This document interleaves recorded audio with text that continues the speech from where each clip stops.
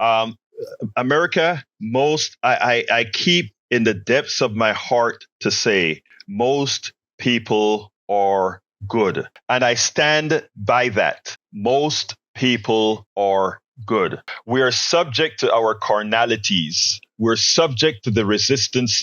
We're subject to the externalities that plays on our fears. And that may sound like a cliche, but it is true. It is true. America revealed itself, however.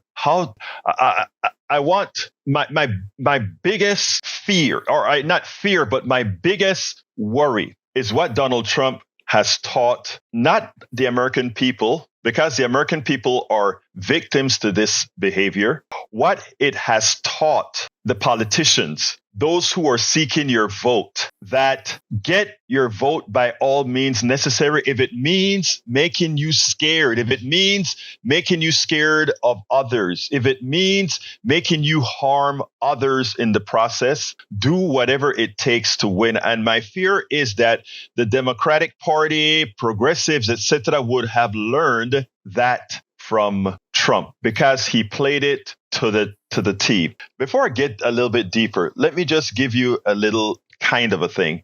We have Kamala Harris, a Black Asian woman who is married to a Jewish guy. And let me back up first. You know, I don't believe in race, but we live in a racialized society. And that is the way campaigners, or in this case, that is what and how Donald Trump played it. But it turns out that what he did, and I try to explain this on several blogs and stations before, is in the same one community. If I have a community, Dearborn, let's use Dearborn, Michigan as an example.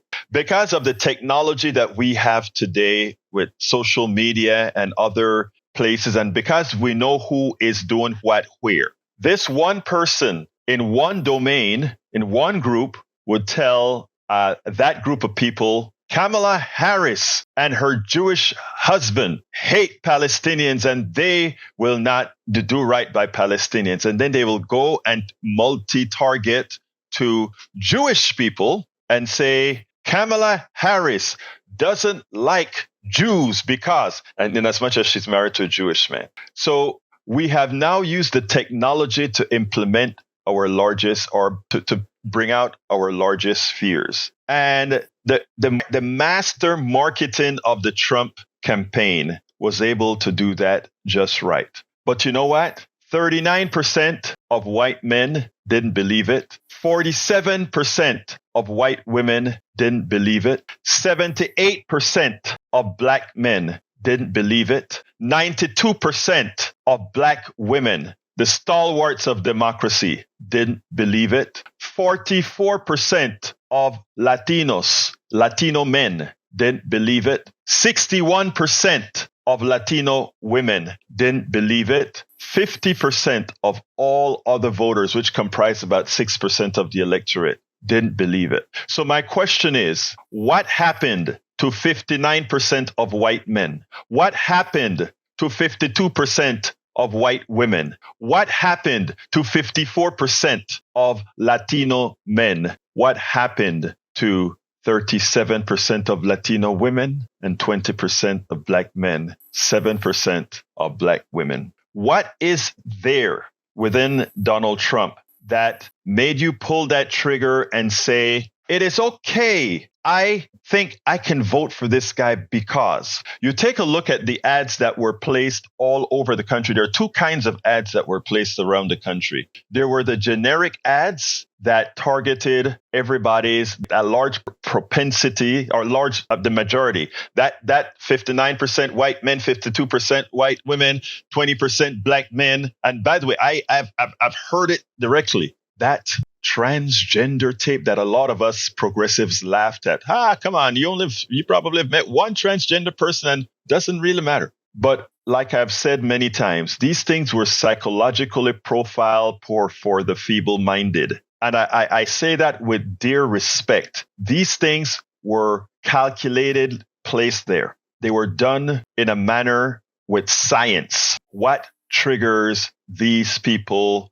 How? Everybody's sitting down there and analyzing exactly what do we need to change in America? What do we need to change in America? One of the reasons you see me talk about people getting together and letting folks, you know what, my term, when Appalachia, the barrios and the ghettos all get together, our problems will be over. And I mean that, and that is true. The problem is that group that I just told you that voted for Donald Trump. We have to get to them before their carnalities get to them. And what has happened over the last few weeks didn't allow that to happen. Let's give a good example here. One of the reasons I talk about the horrendous mainstream media is in order for you to hate somebody else, you have to feel like having that other person around has a material effect on you. Donald Trump, from the time he left office, in as much as he left a destroyed economy, in as much as he left death behind him with a pandemic, as much as he had done nothing for those people who have voted for him, sans the wealthy people, done nothing for them, absolutely nothing. Constantly used the marketing technique that said, remember how it was. Remember how it was. Prices weren't high when I left office. Remember how it was. Gas was cheap. Gas was under $2. Remember that. He never said gas was cheap because there's a pandemic. Nobody was driving and the pandemic was exacerbated because of my poor management. That's not what he said. He just gave the top number.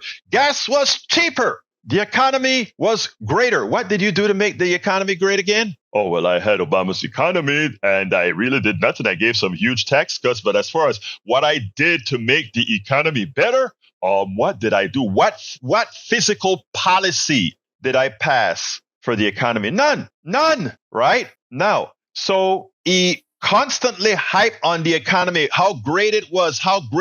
Are people feeling pain a couple years ago that have continued to today? Yes. But what's the genesis of that pain? What created that pain? Donald Trump, the mismanagement of the economy, the mismanagement of COVID, the inflation rate that got zoomed up because we got into supply chain issues that then were exacerbated by corporate greed, created again by Donald Trump. So the inflation price Kamala paid for, she had nothing to do with it, but solve it under the auspices of President Biden. All the deviances within the economy were solved by President Biden. CHIPS and Act, Investment Reduction Act. I mean, all these different things that have zoomed the economy, where a Wall Street says whoever gets this economy gets a great economy. It is true that the economy was not shared equally by the working class, but that has nothing to do with Biden specifically. That has to do with what we preach all the time, what we want as a real society. What we claim we want is what Donald Trump says no to, which is what would make the economy better for the working class, better for all those people that claim the economy was better when the economy wasn't better. But again, Donald Trump said it was better, and it instantiated in your head that it was better. In fact, Donald Trump's rating as a president went up not when he was in office, but when he left office, because he constantly tell you, I was a great president, I had a great economy. And for those who don't know, those with minds that are not, well, I won't say that, but they don't know. They believe, oh, the economy was great. And the economy this, the economy that.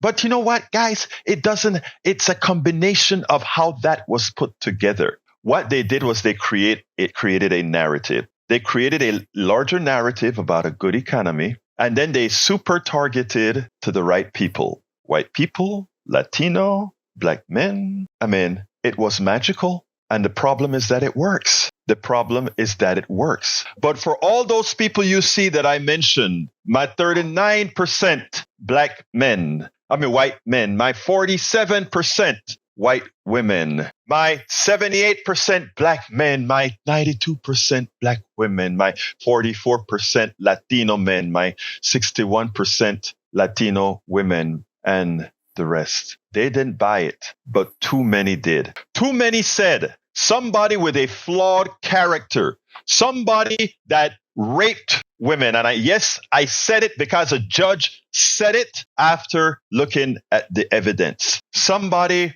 who looked at you, working class people, and told you or stiffed you. Some people who looked at many of you working class people who wanted to ascend and to be a Donald Trump that you saw on TV, that you joined his university and he ripped you off. Somebody who looked at his charities and stole. Somebody who didn't pay taxes as he expected you to pay. Somebody who did all these things and you looked at him. You, 59% white men, 52% white women, 20% black men, 77% black women, 54% Latino men, 37% Latino women, 45% other. You looked and you said, that's okay. A qualified person, somebody who could articulate a sentence, somebody who had done right, somebody who many had made a caricature of. But when you look at the record, the experience record, she was experienced in government. She was vice president. And somebody who came off a TV show with a business degree who has simply bankrupted every single company he's been with. Somebody who goes on TV and uses his presidential race to sell you golden shoes and cards. A caricature of a person, a feeble-minded, not very serious person. You looked at that guy and you had a talented, well-spoken, somebody who cared about humanity next to that guy. And you said, that's who I want to represent America. When I started the program today and I said to the rest of the world, I apologize on behalf of America. I really do. I could not be more embarrassed as an American. I could not be more disgusted as an American. I can tell you to all of those that, yesterday on the program, I talked about what my mother said because I was a black Latino Caribbean man. My mother and father both would always say, you have to work twice as hard to get half as much. And again, I came over here and it pissed me off because I said, it shouldn't be that way. It shouldn't be that way. And I made it my mission to change that sort of a thing. And it goes for women as well. And to put it bluntly, mostly for women, because more so than any racial issues, the issue of sexism is much harder. Ask Hillary Clinton. Some ask now Kamala Harris. She had the triple whammy. And the thing about it is when we talk about supremacy, folks, when we talk about white supremacy, the perpetrators of white supremacy have little to do with whiteness. The perpetration of white supremacy has little to do with whiteness. And to watch 52% of white women, 50, and just women in general, vote for the person who had made sure that judges were placed into power that put the lives of many women in danger, the health of many women. That tells you something. That tells you something. But it's the only country we've got. We've regressed. And as an activist, as a host, and all that comes in between, it is my duty, it is my calling to tell us bad things happen. And we just have to brush it off, get up, and remember one thing. The resistance begins. The resistance begins. I want all of you that are feeling hurt right now, all of you that think it's all over. I'm from a Central American country where a hell of a lot of worse things have happened before. The resistance begins. This one is tough because the Trump administration is going to go into government and destroy institutions, and it's going to do a lot of damage to the executive. A lot of damage to the executive. So we will have 4 years of damage to the executive. We will. The question is how much of it can be stymied? And the other thing is how can we bring those people on the wrong side of morality, on the wrong side of what's right, how can we bring them into the fold? I got a text as Donald Trump was seen sure to win from somebody I consider a good friend, white guy, and he opened up. I mean, opened up, and he started to tell me why these things happened, and he gave me the DEI argument as to why people voted the way they did. And I listened to his true text, and I watched, and I saw in his wordiology, I saw all the reasons for the fear, for those who allow themselves the fear, and how he likely voted. I'm disappointed in America. Those of us who did the right thing, should be disappointed in America, but this is our country as well. And it is upon us as citizens of the United States, it's upon us for the sake of our children, to stay in the fight and to be there to protect them. And to the women of America, I am so sorry. I'm so sorry that many of you now were sentenced to death. And that's not a hyperbole. Many of you have lost your reproductive rights. Many of you are no longer in control of your bodies. And yes, most women, yes, they did support that. There is a complex that defines that. And it's something that we have to work on. It is something we have to solve. But brothers and sisters, before I'm going to the phone in a second, don't let what has happened have you lose faith in your fellow person.